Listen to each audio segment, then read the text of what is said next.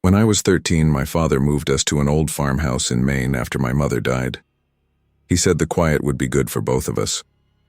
The house sat on the edge of thick woods, 3 miles from the nearest neighbor.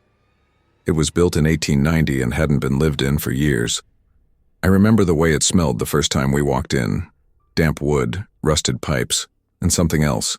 Something sweet and rotten, like spoiled fruit. The floorboards groaned with every step, and in the silence of our first night there, I thought I could hear the house breathing. The room I got was upstairs at the end of the hall. It had a single window facing the woods, and an old iron bed frame that must have weighed a ton. My dad spent the first few days fixing the plumbing, patching the roof, and trying to act like everything was fine. But at night, I started hearing things, soft scratching beneath the floor. Not mice, not rats, something slower. Fingernails. One night I followed the noise to the corner of my room. I knelt down, pressing my ear to the old boards. The scratching stopped. Then came a whisper. Faint, cracked, like a dry mouth struggling to form words. "I see you." I fell back so hard I hit my head on the bedpost.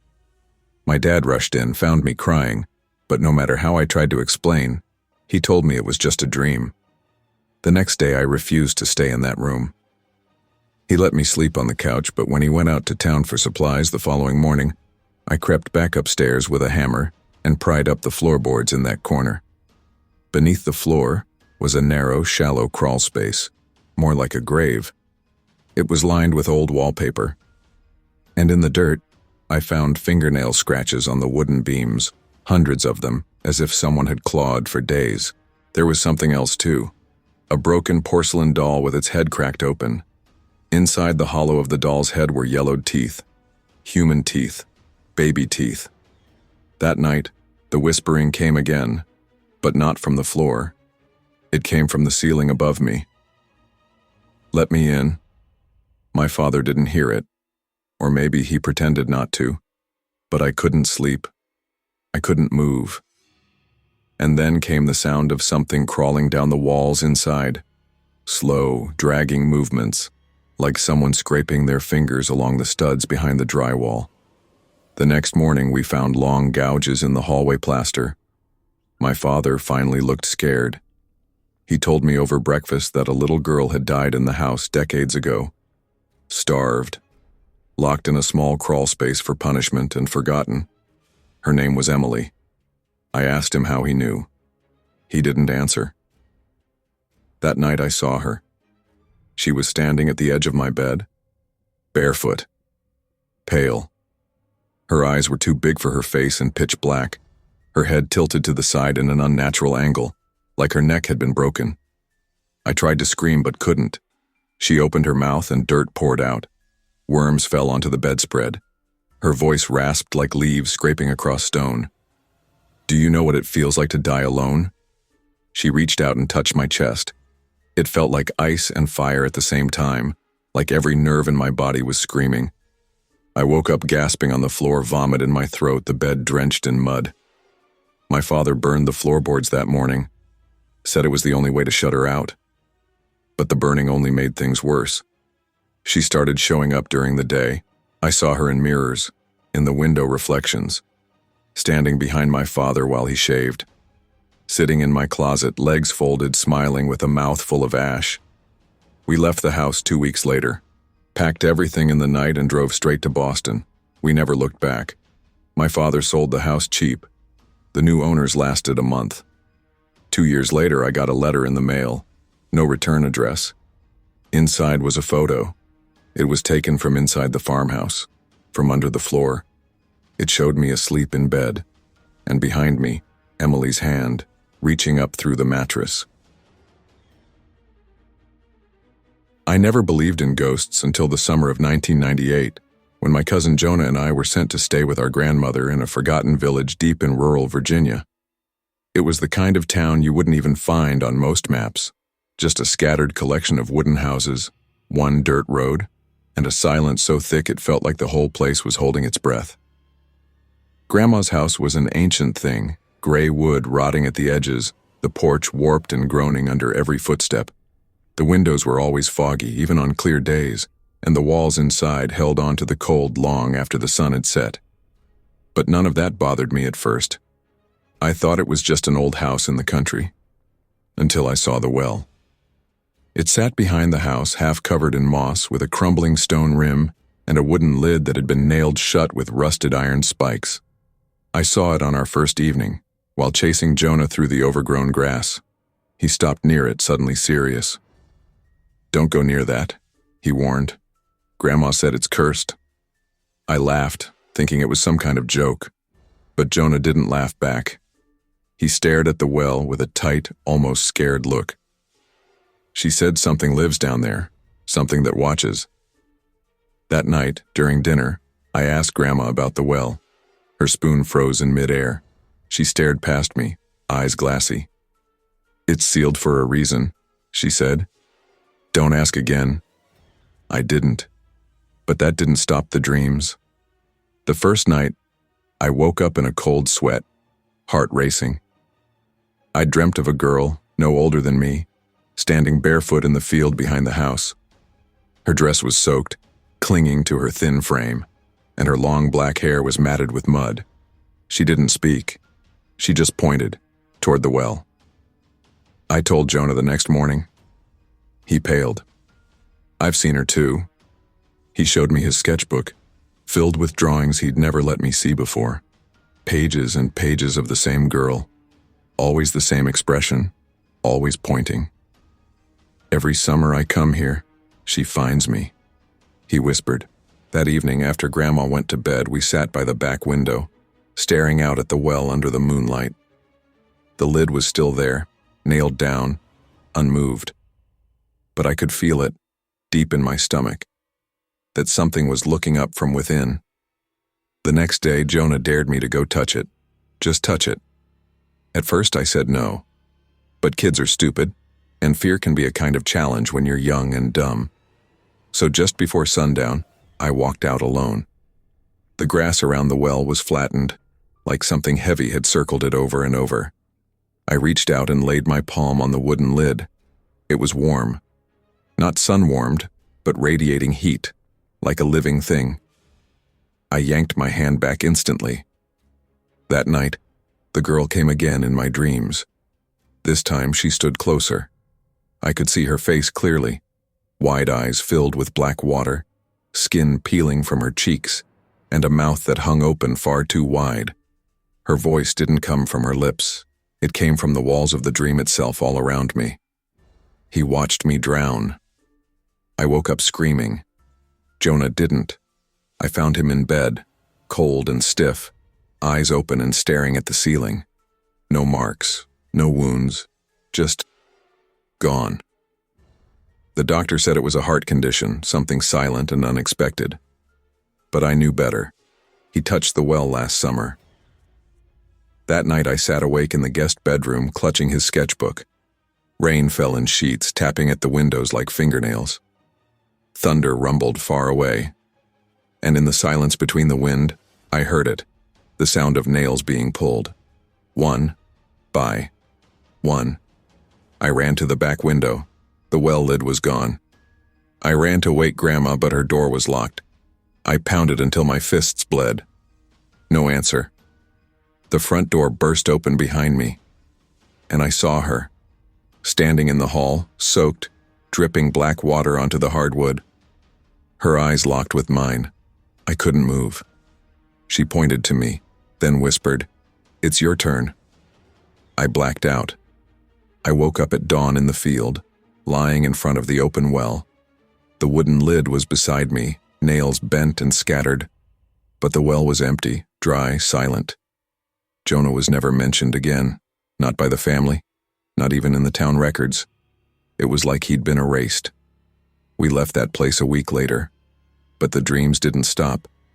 Every night, she came, closer, pointing, watching. A month later, I found a newspaper article buried in an old archive about a girl who drowned in that well in 1962. Her name was Elise. She'd been playing hide-and-seek and slipped. Her brother, only 10, had seen it happen. He ran, but never told anyone. The town found her body days later, bloated, broken. The brother's name? Jonas Clark. My grandmother's maiden name was Clark. I confronted her. She didn't deny it, just sat there staring at nothing. She calls the bloodline, she said. She calls the ones who share his name. I left that night. I changed my name. I moved across the country. I did everything I could to forget. But 2 weeks ago, my daughter pointed to our backyard. "There's a girl in the grass," she said. "What girl?" I asked, my blood going cold. She drew her for me. Long black hair, wet dress, no shoes. She says you watched her drown. Last night, I woke up to water on the floor. My daughter was asleep, but the back door was open, and in the distance I could hear the creak of an old wooden lid being pulled shut. I think she's waiting for me now.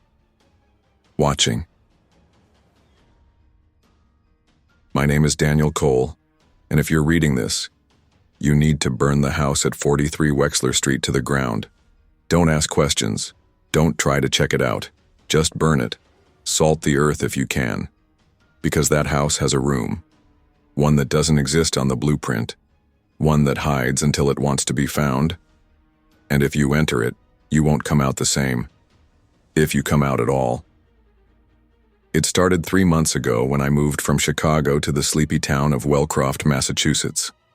I'd gotten a job teaching history at the local high school, and the old Victorian home was a steal. 2 stories, wide porch, vintage fixtures, hardwood floors, and dirt cheap. The agent said it had been on the market for years. She never explained why. I should have known. The house had a strange feel from the start, not haunted in the classic sense, no sudden cold spots or flickering lights, but something heavier, a pressure, a kind of stillness that didn't belong, like it was holding its breath. 1 week in, I discovered the room. It was behind a sliding panel in the hallway on the 2nd floor. There was no door handle, just a seam in the wallpaper that looked like a scar. I only noticed it because the wallpaper shimmered slightly one night when I passed it with a flashlight. The light didn't reflect naturally. It bent. I pulled at the seam. The panel slid back. Behind it, a narrow passage. At the end of that hallway was a black door. Smooth, cold. When I touched the handle, it felt like metal left outside in the dead of winter. I pushed it open and stepped into the mirror room. Every inch of the walls, floor, and ceiling was covered in mirrors. Not just normal mirrors. These were old, stained, some cracked, some warped. There was no furniture, no lights. But the moment I stepped inside, the room lit itself, not with bulbs, but with a soft, eerie glow from the mirrors themselves. They shimmered with a dull, silver-blue pulse, like breath on glass. I saw myself reflected hundreds of times, but they didn't all move with me. Some were a beat behind, others ahead. Some didn't move at all. I turned to leave. The door was gone. Where I expected the exit, there was only more mirror. I spun around, my pulse pounding, heart slamming in my chest. Then I saw it. One of my reflections smiled. I didn't. It raised its hand and tapped the mirror. Once, twice. Then it pressed its forehead against the glass and grinned. I screamed and punched the mirror. Nothing shattered. It was like hitting stone. I ran to the wall where the door had been and clawed at it, kicked it, screamed. And just like that, the door was back. I fled the room and slammed the panel shut behind me. I didn't sleep that night. Or the next. I told myself it was stress. Hallucination. The product of moving, of being alone too long, of too many horror novels. But I didn't go back in the room. I tried to ignore it, pretend it wasn't there, until I started seeing them. Not in the mirror room, in my bathroom, my hallway, my rearview mirror. A flash, a reflection that didn't belong. Me, but not me. Sometimes smiling when I wasn't, sometimes staring with eyes far too wide. One morning I walked past the full-length mirror in my bedroom and saw my reflection stop, turn toward me, and place a hand on the inside of the glass. It mouthed a word. Closer. I smashed that mirror, but it didn't stop. The lights in the house would flicker and I'd see a dozen silhouettes in the hallway mirror. The TV turned itself on, showing static, and behind the snow, my face pressing into the screen. I covered every mirror in the house. But at night I heard the whispering from behind the wallpaper. I ripped it away. The panel was gone. No passage, no door, just plaster wall. But the whispering didn't stop. Sometimes it was voices, dozens of them speaking in unison. Other times it was just breathing, right next to my ear. I tried to leave, packed a bag, booked a motel. When I opened the front door, I was back in the hallway. It wasn't a dream. The outside world was gone. I walked out the back door and stepped into the upstairs hall. I smashed every window, bricks, hammers, chairs. Behind each broken window was the mirror room. Every wall had become a mirror. Every surface reflected versions of myself, some twisted, some covered in blood, one just standing in the distance, head slowly turning. They were replacing me. I could feel it.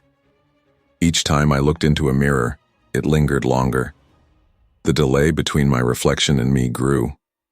One night I woke up to find myself standing in front of the bathroom mirror, eyes wide, mouth open. I wasn't moving, but the reflection was. It leaned in, whispered, "Almost ready." I moved the next day, grabbed what I could and ran, drove until the gas ran out, slept in my car, rented a room in a different city under a different name. It followed. The mirror room appears in every place I go. I'll blink, and the mirror in the hotel will flicker. Silver blue light pulsing beneath the glass. And then I'll see them. Dozens of them. Hundreds. Thousands. All of me. All smiling. All watching. One by one, they're crawling out. Replacing. That's why I'm writing this now. Not to ask for help. There is no help. Just to warn you.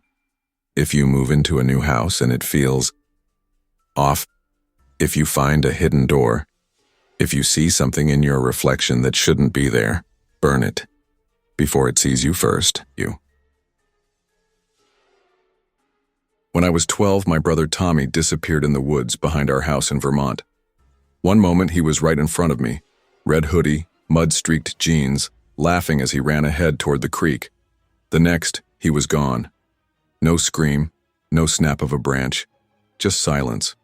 They searched for weeks, dogs, helicopters, volunteers combing every inch of the forest, but they never found a single trace of him. No torn fabric, no footprint. Nothing. I was the last person to see him. And I lied about what I saw. I didn't say anything about the figures. They came at dusk, just as the light began to die. 5 of them. Tall and impossibly thin, standing perfectly still between the trees. No faces, no clothes, just the shape of people as if someone had carved the outline of a human out of the world and left it hollow. Their heads tilted toward Tommy as he walked toward the creek. He didn't even see them, but I did. One of them turned to face me. I ran. I never told anyone. What could I say? That shadow people took my brother? That faceless things from the woods reached through reality and pulled him out like a loose thread? No one would believe me. And part of me didn't believe it either. Until they came back. It started 2 years later. Little things. Scratches on my bedroom window 3 stories up. My closet door swinging open by itself, always at 3:03 a.m. Whispers behind the wallpaper. Then I saw the first one. I was walking home from school through the trail behind the library when I saw it standing in the clearing, exactly where Tommy vanished. Same height, same stillness. But now it was closer, and it was wearing his red hoodie. My legs froze. I couldn't move. My heart pounded so hard I thought it would shatter my ribs. The figure didn't walk. It just seemed to shift forward, not gliding, not teleporting, just appearing a few feet closer every time I blinked. I closed my eyes and screamed. When I opened them, it was gone. I started sleeping with the lights on. I sealed my closet with duct tape. I moved my bed away from all mirrors, but none of it helped. Because they don't live in darkness. They live in the spaces between. They stand behind reflections. Inside, cracks in the wall. In the silence between two heartbeats. They watch. The nightmares got worse. In my dreams, I'm always running through the forest barefoot, breathing hard, something behind me. Something that moves without sound. Every tree I pass has no leaves, no life, just black bark and veins pulsing beneath. And always, just before I wake, I see Tommy ahead of me, turning back, eyes hollow and mouth sewn shut with vines. I started writing down everything. I kept a journal, dates, times, locations. I drew what I saw. By the time I was 21, I had hundreds of pages, but nothing helped. They were getting closer. I could feel it. One day I came home from work and found all my mirrors turned inward. Not broken, not cracked, just flipped around. All of them. Even the ones screwed into the wall. And on my kitchen table, my journal, open to the first page, written in a jagged black substance that wasn't ink. Do you remember the promise? That night I dreamed of the hollow ones. They stood in a circle around me in the woods, silent, watching. Tommy was in the middle, eyes black, mouth sewn shut. He lifted his hand and pointed at me, and the ground beneath me split open. I fell into darkness. I didn't sleep after that. I stopped going outside, boarded my windows, disconnected the TV. I painted over every reflective surface. I tried to cut the world out piece by piece, but they still found ways in, through puddles, through my phone screen, through my eyelids. Every time I blink, I feel them getting closer, like they're waiting for me to close my eyes long enough for them to step through, and now they don't always wait. 2 weeks ago, I woke up with dirt under my nails. My feet were muddy, there were twigs in my hair. My front door was locked from the inside, but I had a leaf in my mouth. 3 nights ago, I found a red hoodie in my closet. I haven't owned one since Tommy disappeared. Last night, I heard whispering through the walls. It sounded like my own voice. Tonight, I saw myself standing in the hallway. Not a reflection, not a shadow. Me, but not. It smiled without lips, tilted its head, like the figures used to. Then it said, "We brought him back. Now it's your turn." I don't know how long I have, but if you're reading this and you've seen something, a shape that shouldn't be there, a reflection that moves wrong, a dream that won't stay in the dark, run. Because once you see them, they see you. And they always come back for the second one. Always. I used to host a late-night paranormal radio show called Midnight Frequency. It wasn't a big show, just a local AM station that barely reached beyond the county lines. But we had our cult following. Every Friday at midnight, people tuned in to hear ghost stories, strange experiences, UFO sightings. Callers would share their brushes with the unexplained.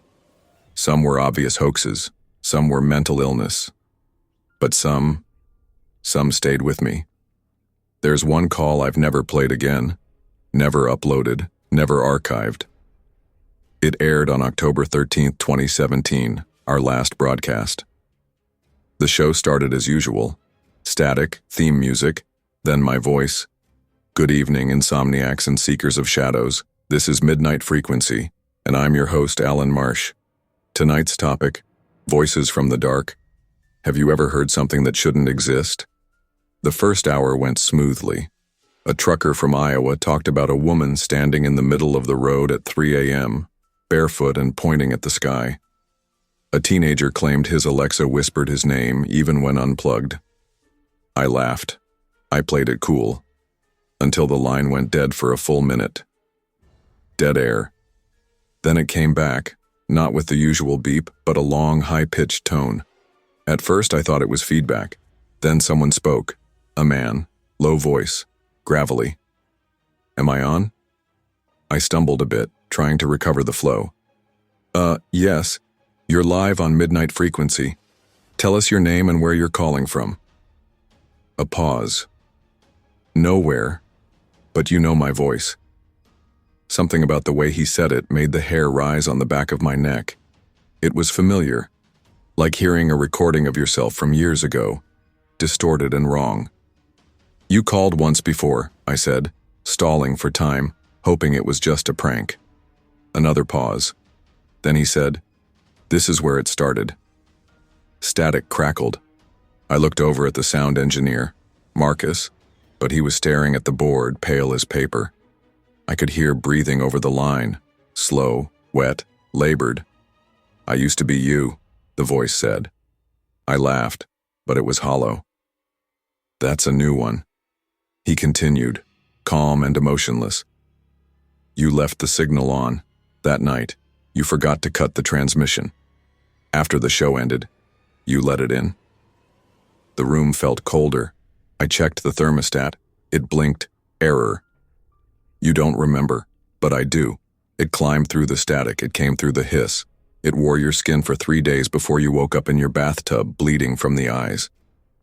I couldn't respond. I did wake up in the tub once, years ago. I thought it was sleepwalking. No memory, just blood and echoes. He kept speaking. It stayed. Inside the broadcast, in the silence between words. You carried it from place to place, station to station. Every listener who heard it took a little piece. And now it wants to come back. I reached to cut the call, but the button didn't work. None of the controls worked. Marcus was trying to pull the power plug from the board, but it wouldn't budge. His hands were shaking. Then the lights went out. Only the red "on air" sign remained. And the voice laughed, not the man's laugh. Something else.